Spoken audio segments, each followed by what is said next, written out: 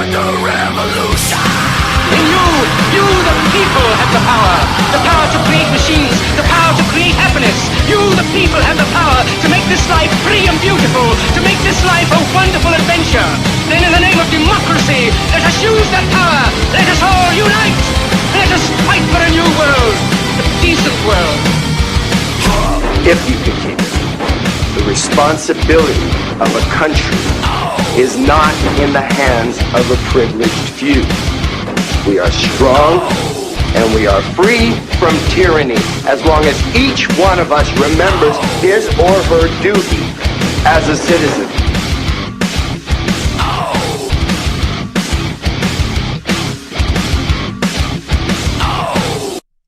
Good morning, good day, good evening. I don't know what time it is when you're listening to this podcast, but that's the beauty of it. So thank you for listening to the CHADMAN and RANDY show. I'm CHADMAN, this is Randy. What's up? Hey, so last night I watched the OJ show. It was on FX. It was what do you call it, like a mini-series? Yeah, People versus OJ Simpson. So if you haven't seen that, go watch that shit. Because if you know anything about anything involved with the OJ Simpson case, or if you're one of those knucklehead Kardashian fans, if you're a female and you watch Kardashians, or you're a dude and your wife watches that, or if you're like me and you just fucking hate that entire family, you get to see where they came into existence, really, as far as like pop culture. And that's not really what the OJ trial and the OJ story is about, because people did die. He did slaughter them people, but they're pretty accurate in this whole show. Didn't you really notice like the narrative in there, and you could kind of tell where the producers were coming from, and you could within the first 8 seconds of that when they started showing the LA riots at the beginning. Oh, that it was based on race. Basically, basically that they're saying that, the narrative that the makers of the show were kind of throwing out there is, well, I mean, it's pretty much what a lot of us think, that it was racially motivated and everything like that. And that the outcome was due to the fact that they were afraid of another riot situation. But you definitely saw right off the beginning.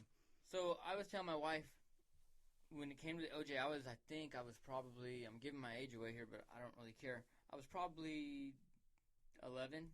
I was playing Little League, 11 or 12. I was playing Little League, and the All-Star game, I was part of the All-Star team for NOR. I played NOR up here. And I remember on the way to the All-Star game, this is a big deal. This was all over the news, all over the radio. And this is before internet really came around. I mean, internet was around, but it wasn't. Not everybody had it. There definitely wasn't internet radio. Cell phones, I think my dad had one for his business. So we were watching it before we left and on the radio listening to it. So by the time the All-Star game was done, we wanted to go home on CNN and see what had happened with the whole, Bronco being chased on I-5. And for the next year and a half, that's all the country talked about was the O.J. Simpson trial. And then you fast forward until the actual verdict. I think I was in 7th grade. I was in 7th grade, and we actually stopped class, turned the TV on, and watched it. And watched the verdict come out because they were so worried about riots. It was a big deal. This is the trial of the century, And he got off. And all I remember as a kid is watching his face when they said not guilty, and his face looked like he was shocked. Well, the face to look at is Robert Kardashian's face when the verdict's announced. Because they had spent so much time together, the two families and everything, and, he just has this look like, holy shit. This guy just murdered 2 people yeah. and got off. And he looks so, twisted and, in his emotion and everything that happened. I mean, if you want to really tip off age, to tell you the truth, while the white Ford Bronco chase was going on, I dropped to one knee and proposed to my wife. And we always laugh about it, thought it was kind of funny, because then I said, well, just remember, if you fuck it up, this is what you're in for when it happened. So I was telling you before we started recording today that we went to New Orleans for New Orleans.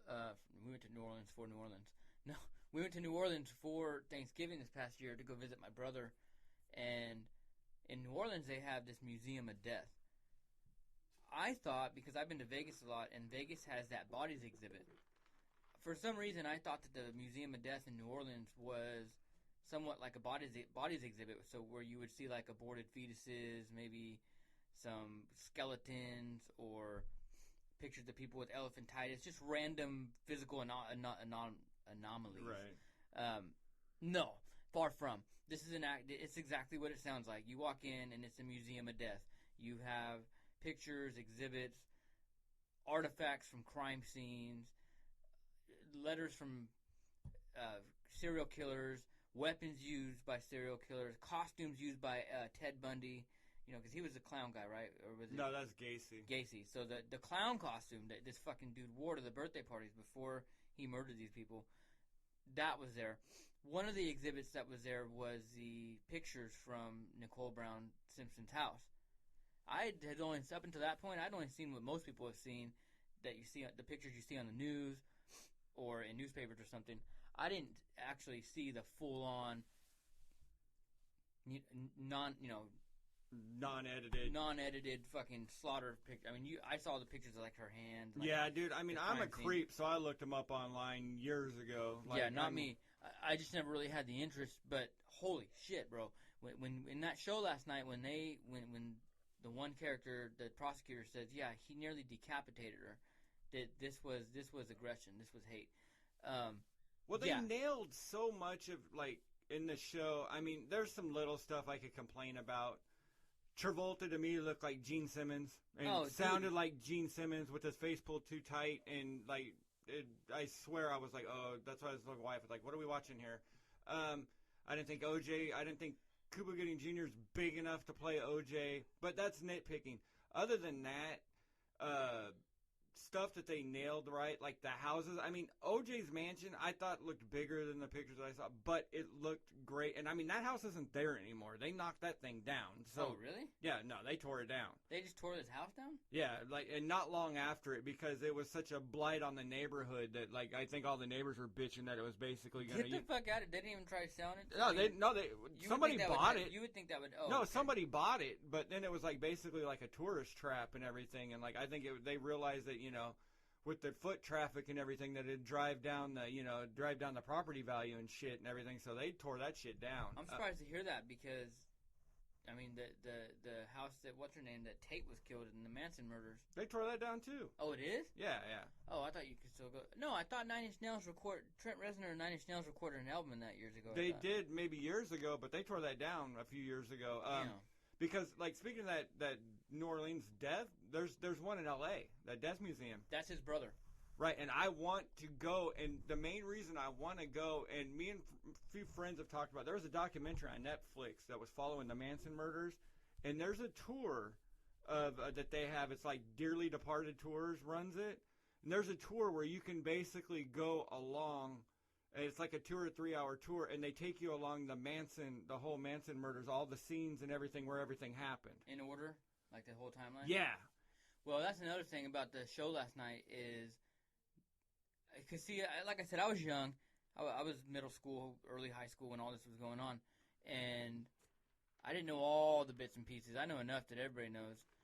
What's funny to me is that the amount of detail they had in this first episode, the timeline being put together. I didn't know that there was blood on his Bronco in front of his house. I remember that there was blood on it. I didn't remember the Bronco being outside of the gate, which now, and that could just be for me remembering, because I remember Cato talking about hopping over the fence, something hitting his fence, sounded like his damn house was, his room was about to collapse. But I didn't, like, the goddamn lights were still on. And then there's a scene where we don't know, I mean, this is of course added in, but OJ, because I remember Cato and him saying that they went to McDonald's to go get burgers. But there was a scene in there when Cato was eating that burger, and he goes, remember, we went and had hamburgers last night. And Cato testified to that in the trial. Yeah, this guy Cato, what was his... The guy Cato was some hippie dude that lived in the back house? Right, but I think... Personal assistant type thing? No, I think he was, like, somebody that Nicole may have had interest in, or may have, was some kind of boy toy for, or possibly was going to be. And OJ moved him in instead of, like, so he could watch him better. Okay, that's creepy. So OJ was beating on this woman. OJ was beating the shit out of this girl for years, right? He gave her a talking to once or twice, I guess. Yeah, serious talking to. Because those are some other pictures that were at that Museum of Death where, I mean, he laid into this chick. Now, I don't want to attack a victim's family either here, But her family is a little bit a piece of shit, too, if we want to get into this. Because if you remember right, after he beat her ass, he took the whole family basically on a makeup trip to Mexico. Her family? Yeah, and then after the murder happens, then they're all out here out in front about, victims' rights issues and all this shit, and the silencing of victims. Yeah, but you know what? You kind of bled into this. You played into this a little bit yourselves, too. People are going to do that, though. You know how people are. People got that victim mentality, and people, man, people are so fake. I mean, I deal with it on a daily basis in different run-ins that I have. People say one thing to your face, do another behind your back. I've always thought from the beginning that those people, you're dealing with rich Hollywood celebrity types who, how can you put this? They live in a different world we live in. There was that scene where they showed the Kardashians' mom at the funeral, and you obviously know it's her because she's got short hair, and you know that this woman's obviously at the time was just divorced from Robert Kardashian. Did you think that was a little forced though? That was forced when Chloe, Courtney, put that shit down, or it's like there's a scene. We get it. You didn't have to put name tags on. I know. There's this scene during the funeral where you have I don't even know her mom, the name of the mom. Chris, and it was Faye Resnick who she was talking to. Yeah. Who's that? Well, whatever. It was her best friend, the one that OJ said that basically that Faye Resnick had like a coke problem, and that's like because her and Nicole looked kind of similar. Mm-hmm. So the whole story that he was trying to throw out there when he was in search of quotes the real killers, that she had some kind of coke problem, and that maybe that these hitmen whatever went and took her out, meaning to get Resnick. That's a dumb fucking theory, man. How much coke are you doing that they're going to go after you like that? Well, generally when there's a murder over coke, they'd probably shoot you and it'd be execution style. They don't sit there and spend time and fucking hack your head off like an ISIS video where they're trying to make a statement. Yeah, that was aggression. But going back to the funeral scene, there's this scene in the funeral where the mom, the Kardashian mom, is standing there talking to this Faye Resnick lady, and there's these kids in the background. So you got this funeral, this big, high-profile funeral, and you got these kids running around in the background of the chapel, back and forth, and the mom leans over and says, "Courtney, Chloe, stop running around." It's like, that was so fucking... When I saw that, I wanted to throw my remote on my TV, and it's only because I have a pretty badass TV why I didn't do it, but I was pissed because it's like, you don't need to do that. These people weren't important until, 5 years ago, whatever they... it's been longer than whenever her sex tape came out. But what I'm saying is they weren't like common knowledge. During the whole O.J. Simpson trial, you didn't know who these people were. So that was dumb. But of course, Hollywood being Hollywood, they had to throw it in. All in all, if you're even remotely familiar with the O.J. Simpson trial, go watch it. Or if you're not, go watch it. Because from what we saw so far, it was pretty accurate in its depiction. I like it. I mean, I've been waiting all week. My wife doesn't really give two shits, but she still stayed up with me and watched it, and it was interesting. I think, like you were saying, John Travolta looks a little fucking freaky. I don't know if that Scientology shit is... I don't know, man. Because I remember he plays Robert Shapiro, one of OJ's attorneys. OJ had a fucking army of attorneys. He had Robert Shapiro, the black dude, Johnny Cochran, F. Bailey, and then the other black dude. I can't remember his name.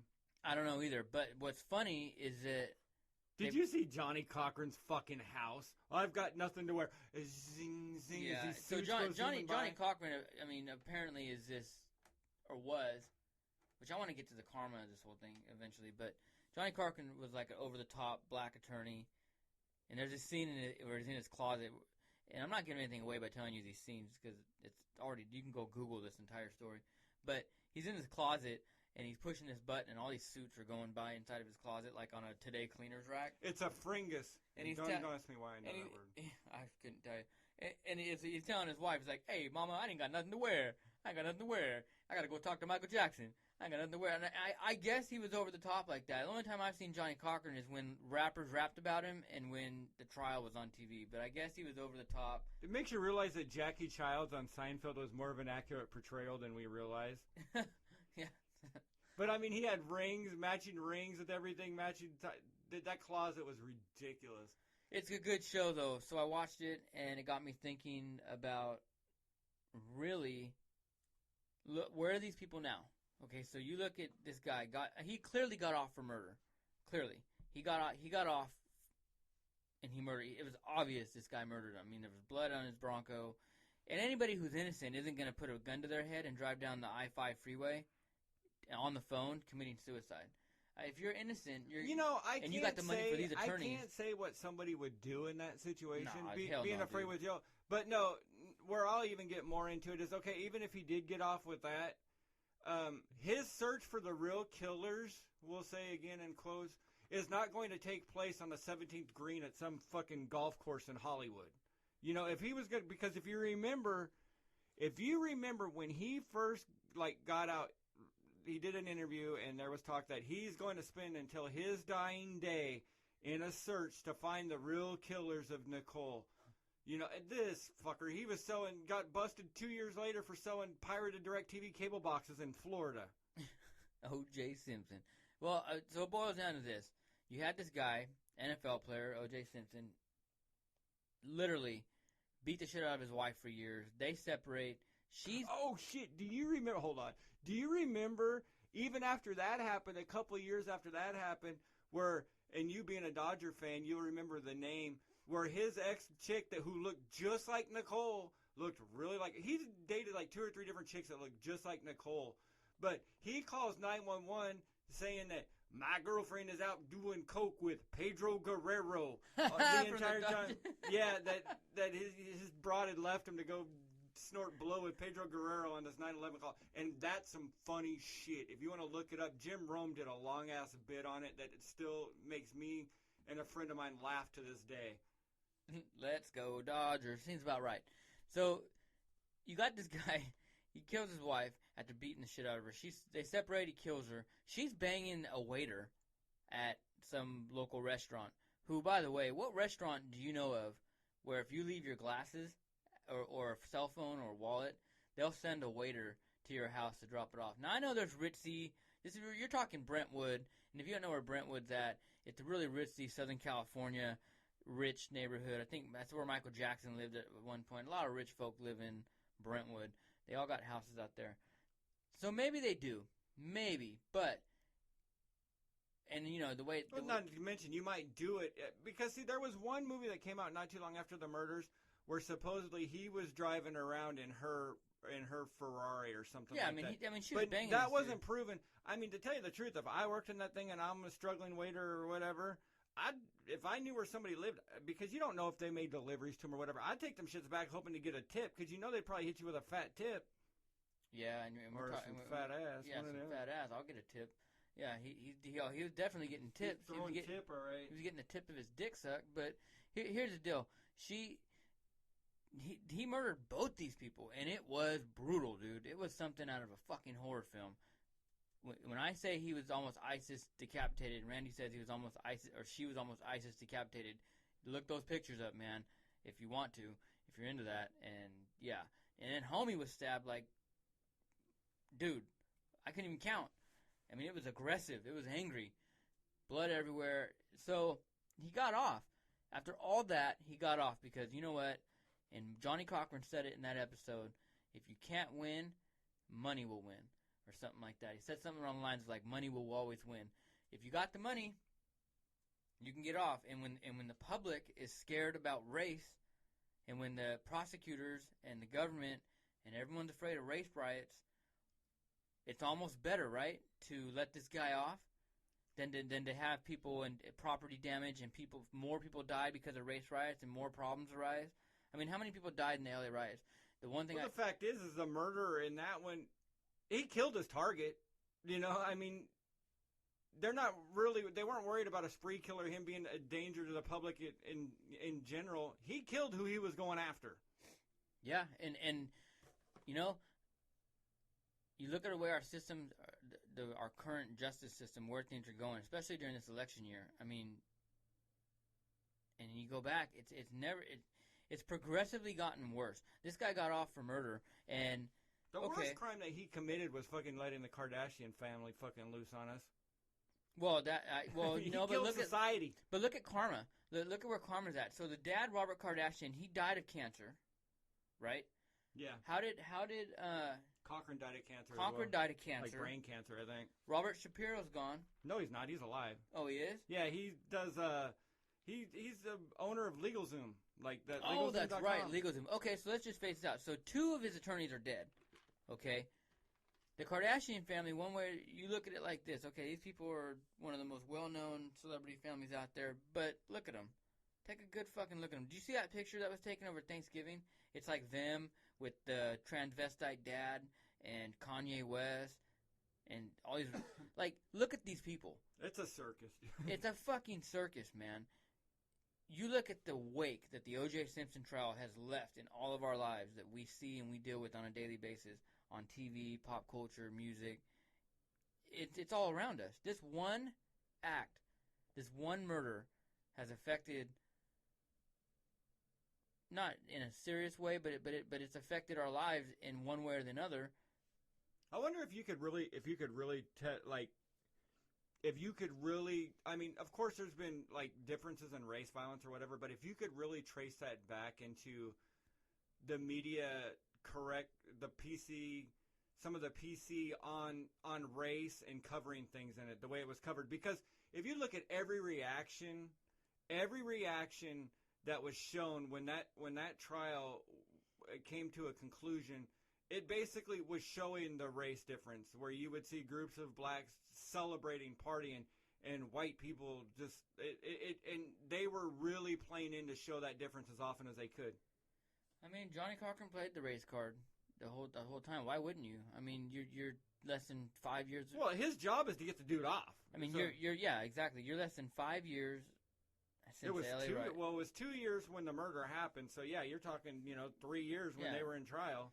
3 years in trial after the LA riots, and anybody who remembers that knows, especially here in Southern California, knows what that was like. I get it, but we haven't. You look at that. How long ago was this? 94 is when it happened. So 94. So you're talking 22 years. 22 years ago. I'm slow at math. Then you add 9 years to that, and that was the last time the Dodgers won a title. But, come on, man. 11, 85. Meanwhile, this guy's talking shit about my Dodgers, and he's got Angel stuff all in the studio. All right. So my point is this: we haven't really gone anywhere. We haven't advanced. We're still talking about race. We still have cops, because there were abusive and corrupt cops involved in this case too. Mark Furman, who is also indicted on stuff later on for what was he indicted? He wasn't indicted. He stepped down, if I remember right. Wasn't it because some race? Well, the whole trial turned on the fact because he was asked if he had ever said the word, and here we go, start the hate mail now, and I'm going to say it, and I'm quoting, but if he said the word nigger. Now, they basically had, and he said no, because, of course, you've got the white man on the stand his asshole's going to suck buttermilk as soon as that word comes out of court. No, I didn't say it. Now, if he would have had any goddamn sense in his head, he would have said, there's not one word in the English language that I can sit here under oath and say that I didn't say. And the whole trial would have been different. I thought he was relieved of duty or something. No, I believe he retired after it all went down. I mean, I could be wrong on that. But the fact was that whole trial turned on because they said, have you ever said it? No. And then here comes this tape. And if I remember correctly, he was reading like a movie script or some shit that they had recorded, and so it all turned on that. But it worked. I mean, the jury looked at it. And this just shows you that it's all a fucking game. Whether you did something or not, it just depends what you can. It's how you can skirt the rules, and it doesn't matter. How much money you got? So here, let me ask you this: if me or you were to go out and commit a crime like that, would we get off? Dude, no. With that kind of evidence? It depends. With that kind of evidence, I don't know. Hell no. But this reverts back to the Stephen Avery case.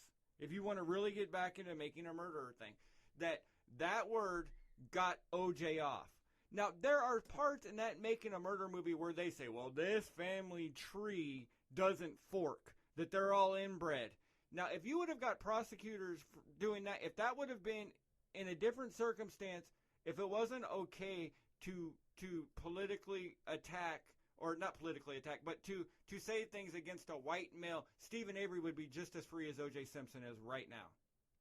I still, possibly in that situation, I could see that. But if I were to go out right now and kill my ex and her husband, I wouldn't like that, and then have that evidence. I wouldn't get off. Oh, there's blood in your car. There's a fucking glove in your backyard. Yeah, or anybody for that matter. You're missing time, and you have a cut on your finger. Yeah, I mean that's the thing. There was blood on the guy's Bronco. There was a glove found at his house that matched one found at the crime scene, or something like that. There was a wound. They knew he was bleeding on the left hand because the way there was blood leaving the scene. The trail, yeah. It was like, oh, there's a blood trail. He must have been bleeding from his left side or his left hand. When they finally arrest this guy or question him, his bandaged up. His left hand's all bandaged up. The guy did it, man. The guy fucking killed these people, and he got off. And what got him off was that Furman. They played the race card. They played the race card and used it to their advantage, and he had money. That's number one thing. He had money. Money talks, bullshit walks. It's disgusting. It's completely disgusting, man. Well, you know what sucks about that, too, about going back to the race and the whole trial thing? Is like my mom, like, she wouldn't, until it really got into the trial where it went like, and I even didn't want to believe that OJ did it for a while. Because that was OJ. That was a dude who, hopped over, chairs and shit in the Hertz commercials. He was the dude who was in a Naked Gun. OJ was barely even considered, like, you remember when Michael Jackson had never really been, like, off in a thing where he was, like, all crazy black community type thing or whatever, and then all of a sudden he got that one child molester case on him when they went to the court another time, and then all of a sudden he had the Black Panthers and shit behind him. Yeah, I mean, well, because race. OJ had separated himself from the black community pretty goddamn far up until the point where it was going to be beneficial to him. But let's not get out. Let's keep it honest and keep it real. There are some corrupt cops that in the African community, the African American community, and Latino American community are targeted, and that these people have every right. The Black Panther. If I was black, I would probably want to join the Black Panther Party because you see what's going on all across the country, and yeah, man, there's some corrupt, crooked cops out there. Yes. Right, but you would want to really look hard at the evidence because at the end of the day, when you see a trial and you see a killer of a race get off, we'll say a black guy. A black guy gets off, say, of a murder, and we're not going to use OJ, but we're going to use similar circumstances. Say he kills somebody and of whatever race, indeterminate race, if you get a killer off just because of race, he's going to come back into your community. I don't give a fuck what race you are. If you've killed somebody, I'd like you put away. Well, and then you look at what he's done. So where's O.J. Simpson right now? He's sitting in prison. Why is he sitting in prison? And he's going to be in prison for the rest of his life because he went with a group of people that he hired or friends of his, and he went to Vegas, right, and started robbing. Palace Station Casino, went to go get his merchandise back. Because so after he got off for murder, the family sued him, and he lost a lot of his shit. He lost everything. He lost all future earnings, basically. His pension. I mean, they took a... I don't even know how the guy, honestly, In the civil case, it's gone. They took everything, and he lost all his trophies, all his merchandise, all his signed memorabilia. Everything was, I guess, important to what this guy accomplished while he was a football player, gone. And where do a lot of that stuff go? We all see fucking Pawn Stars. We all watch these TV shows. They go to people who are going to buy them, people who know a guy who's going to price it. And a lot of that stuff, if you've been to Vegas, there's a shit ton of stores out there that have all that authentic shit. Where Pete Rose is sitting there signing whatever you want to sign on it. Right. You know what you realize, too, is if that show last night was accurate at all, that shit meant a lot more to OJ than we realized just financially because that motherfucker is a narcissist. Because as soon as they walked into his courtyard, it looked like the goddamn statue of Rocky Balboa in Philadelphia standing there with him in it. And there was pictures of him all over the place in that house. 20-foot tall bronze statue in his backyard. But so he's in jail right now because him and this band of thugs, him and his merry men, went in all across Vegas and were literally robbing these people, showing up to these Well, no, stores. they went to Palace Station is where they got busted because there was a guy that had, forgot the guy's name, but had memorabilia supposedly for sale or whatever. And OJ went, grabbed a gun and a couple dudes and went to go get his shit back. Yeah, with a gun and dudes. So you're talking about somebody who says, "Oh, I didn't murder anybody," but yet, okay, so let's just go by your logic, OJ. You didn't do this. Evidence is clearly showing you did, but you got off anyways. Congratulations. You know, enjoy your life. Make the best of it, you fucking murderous prick. Now, 10, 15 years later, he's going around robbing places in Vegas. So this guy's a fucking animal. He deserves to be in prison. He's in prison for the rest of his life. I hope he fucking gets killed like Dahmer, man.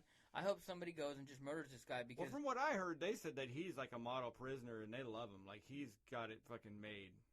I mean, like I said, money talks, bullshit walks. Celebrity status gets people off. They were saying in the show last night how... He's sentenced to 33 years. Yeah, dude, but how old with was he? a minimum of 9 without parole. How old was he when he went in? He's in his 60s. See, he was born in 47. He's 68 right now. His life's over. Fuck him. But the whole point of this episode, where I think we want to get at is, it seems as if celebrities get off, and you can see it across the board. What's something else we could talk about where a celebrity got off? Put it this way. Look at Michael Jackson. I mean, come on. Well, you know what? Now, we'll get into this in a future one and I'm going to have you watch some stuff and listen to some stuff, and there's some debatable shit on that. I mean, I'm pretty sure there were some people who, let's just be honest, the guy was doing some freaky shit with kids, and if I found out my kid was, you know, if there were a bunch of kids going to stay at Michael Jackson's house and my kids were asked, okay, yeah, that seems pretty cool, and you didn't know, there was no story out at the time, you had no idea. A bunch of kids were going there. There's fucking carnivals and giraffes and trains and roller coasters. Fuck yeah, I wouldn't be the one to tell my kid no. If I didn't hear that this dude's molesting children and I had no reason to not let my kid go, yes. Well, I mean, the first time when your kid comes home and you go, all right, cool, so you went, and yeah, a group of us, and we all slept in this grown man's room. Okay, that's what I'm saying. So I let the kid go, and then he comes home and tells me that. I would grab every fucking weapon within arm's reach, and I would drive him over there to that fucking Wonderland, and I would skin that motherfucker. But see, now and I'm telling you, we'll do a whole podcast on this later because I watched some stuff and listened to some stuff, and it's not, it sounds the way. But he got off, is what we're saying. Right. He got off. And the fact is with that evidence, there's no way you could fight this. Even this information that I'll show you, and we'll talk about it at a later time, it wouldn't have got this far with me, you, or anybody listening to this, because with what they had on him, you'd be gone. No, yeah. But if you want to go about celebrities getting off, look at when, like, a DUI. When one of us gets a DUI, it fucks your life up. The money that you're spent, the time you're spent, all this. These celebrities, they pay a lawyer. They don't even have to show up. Not to mention that, they're stopping you from a DUI because you were a danger to society, because you could get in there and run over a bus full of nuns, wipe out a family, whatever, while you're hammered.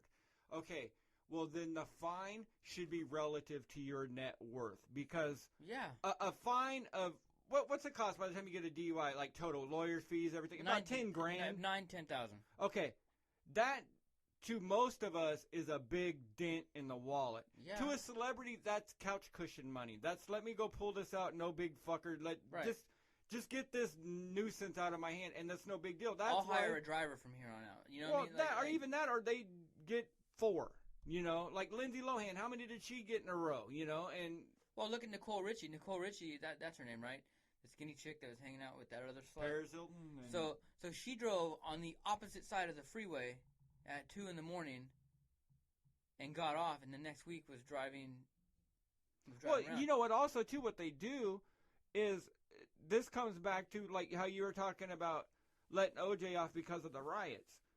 They figure that with the protective custody and everything else that this celebrity is going to garner for them to hold them in custody, that it's too expensive basically to have them serve time. Well, the justice system is corrupt in that manner, and I don't understand why. You would think, and going back to DUIs, let's talk real quick. It's not just in celebrity status. It's, I think, whatever class or whatever status you're in your certain culture, counterculture in America. So what I mean by that is I had a general. And I'm not going to bring up any names because I'm going to save this for a toxic leadership episode I want to do in the military because I know it's going to come up. We had a post commanding general. This guy was, before he was the commanding general on the base I was stationed on, he was the colonel. Before he made his star, he was the colonel of my brigade. He got a DUI as a colonel, okay? Got promoted, got his 1 star, became the post general of USARAC, U.S. Army Alaska. Got another one. This is the same guy who wrote and probably discharged close, had the command authority to discharge close to maybe 24 dudes, at least minimum. That's minimum. Guys who got DUIs. Because in the Army, there's no tolerance. You get a DUI, you're out. You're done. Bye. Okay, this dude had 2, and he's still serving. He just made his 3rd star.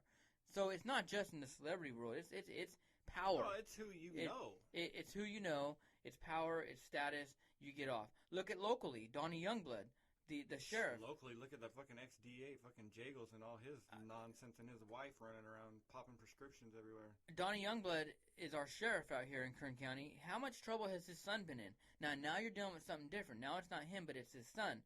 When your son is constantly getting in trouble like this guy's son is he really electable? And he got off. I mean, wasn't there something kind of fishy going around about his son? Dude, this town's been fucking goofy for years. I mean, so I find it kind of odd. I find it kind of odd that our mayor also has the largest ambulance company in there and has a contract with the city. Isn't that a conflict of interest? So you look at this, and you look at all of us everyday Americans and how we live our lives, and we go to work, we feed our kids, we have our little hobbies, we watch our TV shows. If we walk up and commit a crime, a DUI or something, we're not getting off like these people are. We're not getting special treatment. Maybe if you're in the military or if you're a veteran, they might cut you some slack. I've encountered that from time to time, not with myself, but just in general. Sometimes veterans get benefit of the doubt. But even then, is that right?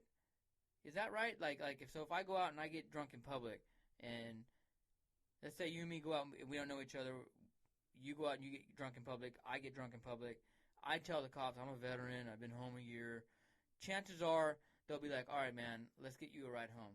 But if it was you or another civilian in this town, that's not going to happen. You're going to get the citation or arrested. I think as much as I'm playing devil's advocate here and trying to play both sides, it's cool on one hand, but on the other hand, it's not cool because but I mean, right. You have to realize the special privilege does exist, and you gotta stay in your lane, dude. I mean, that's what you can only get away with as much shit as you can get away with. Stay in your fucking lane. Yeah.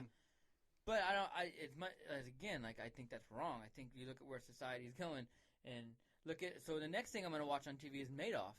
So Madoff is the guy that screwed people over in that Ponzi scheme. That guy didn't get off. I think because there was so much money that people think because he fucked so many rich people out of money, the rich people turned it around and they said, no, screw this guy. Well, he fucked with the banks. All right, right. So that's why he's in prison. But let me ask you this: if he did that kind of a Ponzi scheme to people like us, would he have such a severe? Would he be spending the rest of his life in prison? Probably not. No. He might have done maybe 5 years, paid some fines, got out in 2. He wouldn't be spending the rest of his life. So it works both ways. You can't show weakness in the system or you're going to take it. You're going to take a fucking. Look at Snowden. It's these guys who show a weakness in the system. If you want to get a beating, you cannot show. Yeah, Edward You Snowden's can't show any of the. Well, Bradley Manning too. Bradley Manning and Edward Snowden, the guys who released. They were the whistleblowers. They were the WikiLeaks and whistleblowers is what they call them. They saw stuff, they worked for the government or the military, and they saw stuff that was shady. They came out about it because that was the right thing to do. The question I have is, in that case, they used whistleblower as basically stooge, rat, bad thing. But if you go to work, and you know those posters that they hang at your job site that that say like the what the minimum wage is, and if you have an accident. There's a poster that will say at almost every job site something about that there's an anti-whistleblower policy, like that it's a good thing. But but they went against the system to show weakness in the system, as Madoff showed that there was a crack in the armor of the banks. Well, and when you show the cracks in big power, you're gonna take it. So let's go right to the point and talk about Hillary Clinton. Look what this bitch did. This bitch covered up. Well, I mean, this is neither here nor there. Covered up her husband's rapes before he became president. Helped cover it up to get him, because I guess he was raping and sexual harassing women before he got elected. They helped cover that up. She's responsible for 4 Americans' deaths as Secretary of State. I don't give a shit how you swing it. She was Secretary of State. Help should have came to those guys in Benghazi. Okay? The Vince Foster one is what I still want to know about. She had an illegal computer server, that contained classified emails. Let me just touch on that again, because I think a lot of my experience in the military helps explain certain things we talk about on this show.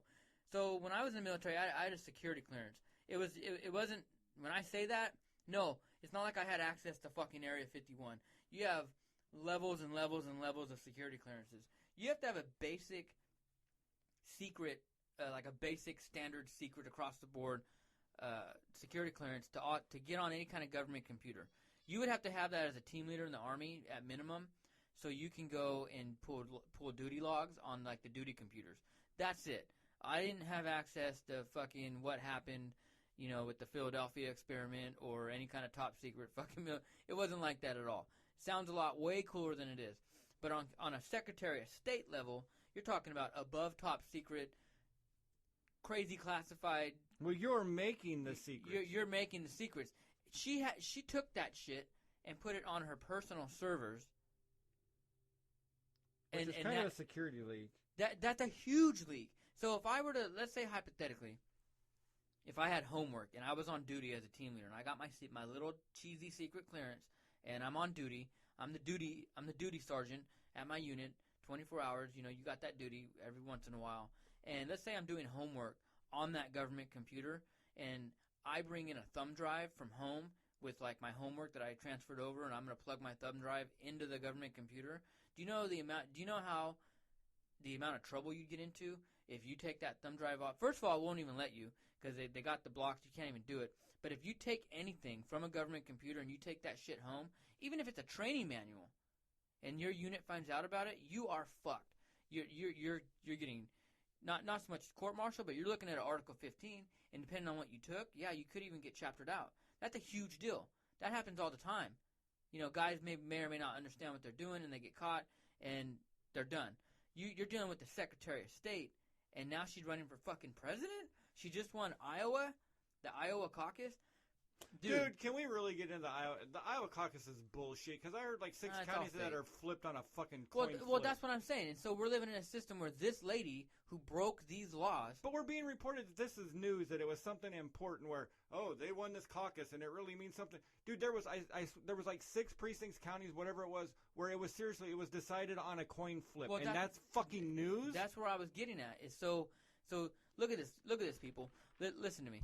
We're talking about the justice system being corrupt and rich and powerful people getting off.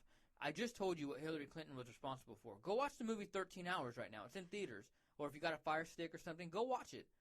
Watch and see what happened to those guys. See how they were killed and she did nothing. And then she took the servers, the emails from the government server and took them home to hide them. Why else would you do that? And now she's running for fucking president. She's tied with Bernie Sanders in this Iowa, like, pre-election caucus. And it's too close to call, so they flip a fucking coin, and she wins 6 out of 6 times.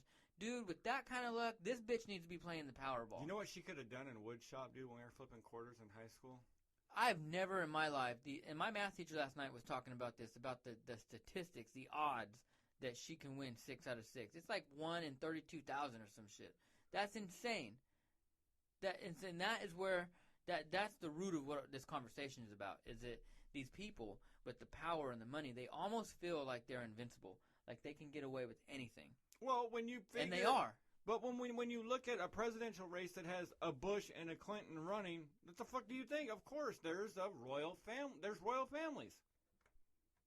I mean, how many Kennedys have we gone through, in power and everything? There are these royal families. I get, and I'm if it's an honest family and they got the money and the power and they're trying to actually do good, I guess I wouldn't have a problem with it. But it's never happened. I don't think a generation or two deep in that kind of power that you can. No, and our country was set up. You can be honest. No, and our country was set up to prevent that. Our laws, our constitution, our bylaws, everything was set. Our policies, everything about our country was founded to prevent this. And we're living in a society where people think we're free, but we're not. You got dudes getting off on murder because they can pay for attorneys. You got guys dancing around on stage and grabbing their nuts and molesting children and getting off and paying them off.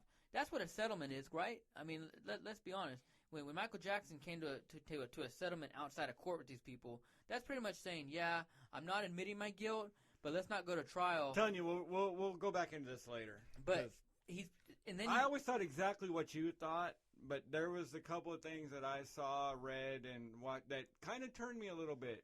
Well, I mean, you see my point, though, what I'm trying to make. And then you got Hillary Clinton with this bullshit, and now she's running for president, could potentially be our next president, and is breaking laws. And this is the society we live in. And we're supposed to believe in our justice system. We're supposed to walk out our front doors and have faith in the justice system. I'm not ranting or ranting or raving against any cops, dude.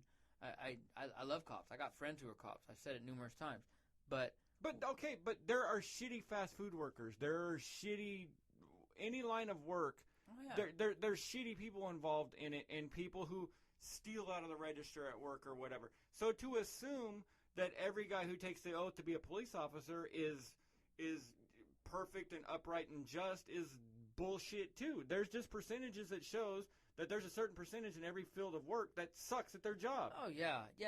But when you're dealing with our justice system and you're dealing with the inequality of how justice is quote unquote served, and then watching politicians get away, literally get away with murder,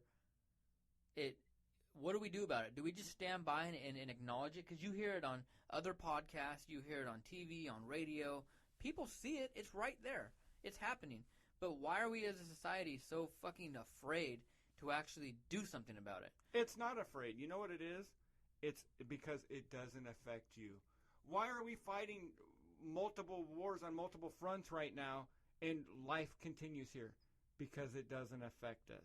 Well, and that's true. I can't. Now, have that shit go. You know what? Since we're fighting wars, we're not going to show the Super Bowl. We're not going to show any of your TV shows. You're going to have to sit here and watch live war coverage.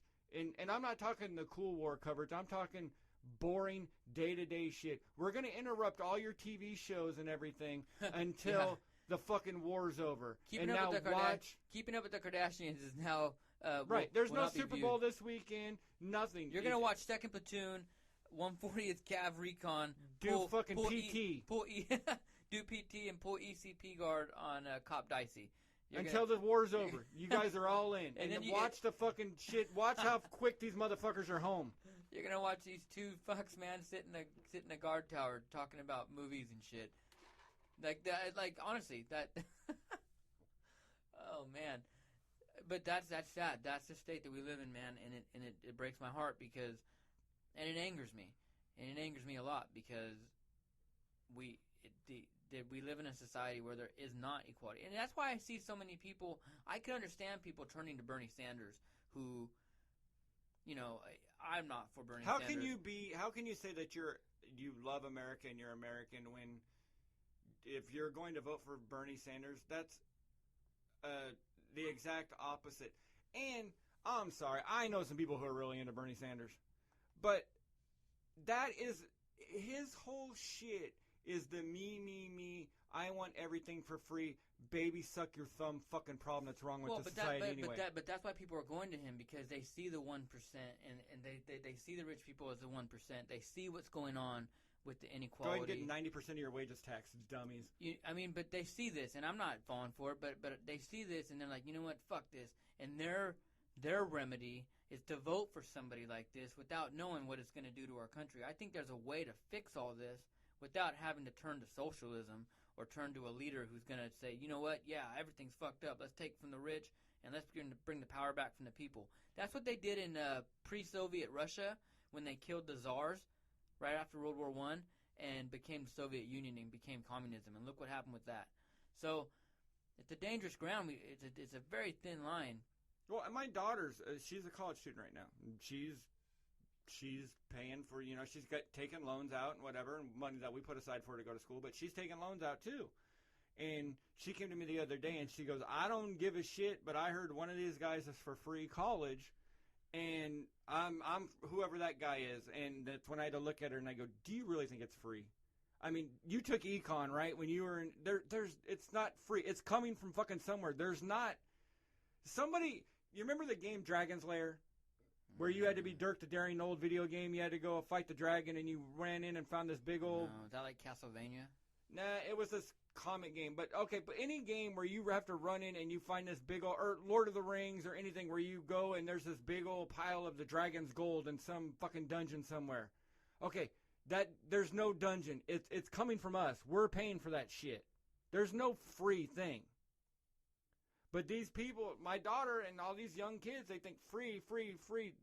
Once you learn that there is nothing free, and of course you learn econ in school and history, and in economics in high school, and you get to know such thing as a free lunch. But then when you get older and you start paying bills and shit, you start learning the actual. Right. No, exactly. It's real nice and easy to get free stuff when you're young, but once you start bringing on responsibilities and I know, I'm 100% in agreement with you. I just think that there's a fundamental problem in our society right now as far as how justice and laws are upheld. I mean, we do need what was it Jefferson that said that every once in a while that the tree of liberty needs to be fertilized by the blood of patriots, something to that nature. And unfortunately, it's that time. It's that time. I'm not. But if anybody went and did it, you'd be considered a crazy militia because. Well, look what these guys in Oregon are doing. I mean, these guys in Oregon, they're a bunch of kooks. Let me say this about the guys in Oregon. The guys who just, fought the government in Oregon and those Oregon, whatever they were calling themselves. First of all, they're all fucking douchebags. None of them served a day in their goddamn life in the military. They want to talk about, maybe a couple did, but that makes it even worse because you want to talk about serving the country and putting an oath and all that, being an oath keeper. Go enlist. Sacrifice your life and your time. And that's the other thing. If you want college, people are free college. It's not free because you're fucking working for it for 4 years at least. But there is a program for you not to have to pay college out there. Called the military. That's why I'm going to college for free. Yeah, exactly. But, well, you're not going for free. We'll get that because I'm tired of those fucking memes on Facebook. Yeah, no. If you want free college, blah, blah, no, you risked your fucking ass. No, exactly. It's not free. No, I paid for it. No, I paid for it. Trust me. But my whole point is that these guys, these oath keepers in Oregon, okay, they're doing what we're talking about. They went and they said, things are wrong. The government's corrupt. Let's go take over this random building in the middle of nowhere. That's not the way to go about it. I understand there's a lot more to that story, but all in all, that's not the way to go about it. We actually need to find ourselves and start connecting with people who see the same things we see and start doing something. No, don't call your fucking congressman. He's already bought and paid for. Don't expect any of these politicians to do shit. They're going to go there, tell you what you want to hear, get elected, nothing changes. We'll because put they're it all under getting review. paid. We'll have an open and honest discussion. They're all getting bought and paid for. We talked about it a couple episodes back. Look who's donating to these fucking people. That's not going to change it. No matter how much you want to believe that Ted Cruz is going to pray to God and ask Jesus for help and it's going to change things, it's not. It's not. Okay? No matter how much you believe that Bernie Sanders is going to take from the rich and give to the poor and be the fucking old Jewish Robin Hood that America needs, that's not going to happen. Dude, all I see is Larry David every time he's up there. It's us. We have to do it. You, me, the people listening to this podcast, and they think that, okay, well, let's do it. Well, anybody you see, anybody who's been in government for more than 2 terms, they're useless. They've already been bought and paid for, and you might as well forget it. I I would say give people a second term, because if you look at even like Bush's presidency when 9/11 happened, it takes that first year for you to get into office, to get settled, get your office up and going, and then you're ready to go. So I'll give you give me 2 terms, but after that, then you got to go. Yeah, I mean, definitely, because then the power starts corrupting and. Well, and you've seen all the bullshit. We've even went into this discussion where they open the book for you and show you everything. You've seen as much as you're going to see in your second term, and your idealism's gone. And once your idealism's gone, you're just a cog in the machine. Yeah, I know, and it's sad. But if we're going to stop our country from we can stop it right now. There's 300 million people in this country, plus 300 million plus people in this country, and you look at the people who are actually in control, we overwhelm them. So we can change this country. We can change this bullshit. We can say, hey, no, we shouldn't have rich people getting off on murder. No, absolutely not. We shouldn't have a Secretary of State responsible for men dying, stealing emails, and running for president. Hell no. Absolutely not. Just because we want to have a woman president? No, absolutely not. That's wrong. We can change this, but it's going to require action. And how many of you listening right now are actually, honestly, willing to wake up, shower, brush your teeth, walk outside, and do that? Well, Nobody wants to be that person. Well, Everyone's nobody wants to be the first person for sure, because you're going to be labeled a kook and a quack, and you're going to be drummed out of society. Well, but I'm here. Here we go. You know what we do again? Interrupt the TV feeds. This is how it gets done. It just hit me while we're sitting here. Interrupt the TV feeds, because that is going to you know what happens? What happens when your power goes out in your house? What happens? Everybody walks out in their front yard to see if the power's out, and you have a conversation with the neighbor that you've never fucking spoke to. Every time the shit goes out, you guys are outside and you shoot the shit. If we didn't have, and we've said this before, the distraction, they distract us with this news, whatever's going on with TV while they're stealing money out the back door. If we didn't have that distraction, you don't think that you wouldn't have more conversations with your family sitting around the house if we didn't have the TV? You're hitting the nail on the head again, and that's what it's going to take. It's going to take action. Disrupt the we're saying it. Disrupt the TV signals. I'm not. Now go fuck yourself. I'm going to go play my PlayStation when we're done recording this. But and we're not saying go out there and actually do. But we're using that as like an example of what it's going to take. We have to go out and do. We have to perform actions and show them. Well, things have to be uncomfortable, for it to change. Because as long as we're comfortable and everything is status quo, nothing's going to change. No. And people don't want to give up. The people don't want to give up, not even for a day. They don't want to give up. You know, you heard a couple years ago about the truckers union where they were going to go on strike across the country, and that shit got shut down and handled quick, because a lot of people don't realize if the truckers and if the trucking industry, all those semi-trucks you see on the freeways as you're traveling around, and those the grocery store will be empty quick. Those of you truckers, you know exactly what I'm talking about. If they go on strike and they stop transporting goods, guess what happens? The entire country shuts down. There's only about 2 weeks worth of food inside your average grocery store. That's it. And if you knew it was ending, there's going to be a run. That shit's not going to last a day, dude. Oh no, absolutely not. And if truckers go on strike and the all that stuff's coming, guess what, man? It's done. The country shuts down, and then you're living in like a fucking Walking Dead scenario. Let me tell you something. I'm going to wrap this up real quick. I think we're kind of... Well, we got to promote a concert here. Yeah, we got to get some sponsor love first, too, before we get out. So, last statement on all this. If America's trucking industry shuts down and the food starts coming off the shelves, this country falls apart. Everything falls apart. I was in New Orleans after Hurricane Katrina helping out. My unit got sent there, and I was helping out, and I saw it firsthand. I saw firsthand what happens, and that was just a fucking storm. Pay attention. We have a lot to talk about on this show, man. We're just barely tipping the iceberg. We can go on and on and on, man, but... I got my fucking PlayStation to play and get distracted. But you're living a lie. You're living a lie, and I hate to be the one to burst your bubble. You're living a lie, man, and look all around you. There's inequality, and there's corruption everywhere.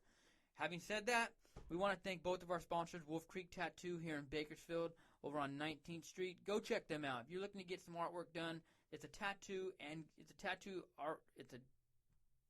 Tattoo art gallery. It's a tattoo art gallery. Okay, it's not like you're going to go there and just have some random dude wanting to put ink on you. There's stuff that they won't do because they want to make sure when you come in that they're putting something on you that's a piece of art. starting to warm up. Everyone's looking to get their rides out, planning spring vacation, summer vacation. Go get your car detailed over at Detail Specialist at Bakersfield in the Auto Mall. They've been doing this for over 25 years, and everyone that works there, all the guys, refer to themselves as detail specialists because they're that damn good. Trust me, go look at the pictures on Facebook. They did my truck justice. It's about time to start. Spring's coming. It's about time to start rolling out those motorcycles too. Get them taken care of. Yep. Motorcycles, boats, they do it all. And when I say no pun intended, based on this episode, but they did my truck justice. They did, man. My truck looks amazing. So great job over there. Thank you guys for all your support. We're killing it on the show, and you guys are really helping us out a lot. Also, this show's coming out. Going to be released probably Thursday morning. This Saturday here in Bakersfield, Kings of Carnage are coming. You probably checked them out on the previous episode. These guys are all military metal, fellow combat vet buddies of mine. These guys are going to bring that. They're going to bring a show to Bakersfield that I don't think people are expecting. It's going to be a heavy, hard-hitting show, fun. These guys are amazing. Come down to B Riders. Doors open at 7. The Aviators are playing. If you're local, you know who I'm talking about. These guys are good. I happen to know the drummer and the guitar player, Sherwin and Will, pretty well. They're good guys. It's going to be a good show. Kings of Carnage should be playing somewhere around 8 or 9. Haven't really locked that down yet. No cover charge at the door. All donations go to Wounded Heroes Fund to help local combat vets. Come check it out. Come say hi to me and Randy. Meet some fellow vets if you're a veteran. Or if you're not, just come have a good time. Be aware of what's going on, man, all Got around new you. sponsor news on the horizon, possibly? Possibly new sponsor news coming up. Got some phone calls to make this week. I'm really focusing on that, on this concert. The next week or so, you're going to be hearing some more news. I think we got some big things coming around. Keep listening, man. Like I said, we only do this for an hour. We could go longer. We definitely have a lot to talk about. With support and help, we will. So thank you, guys. Yeah, it's coming along really good. We've only done this for 3 weeks, and we're actually really stoked at where we're going. And I'm just starting to get fired up right now. I can go for another hour, but I got some stuff I got to handle today. A lot of big things going on. So without further ado, I want you guys to have a good week. See you Saturday. This is the CHADMAN and RANDY Show. Out.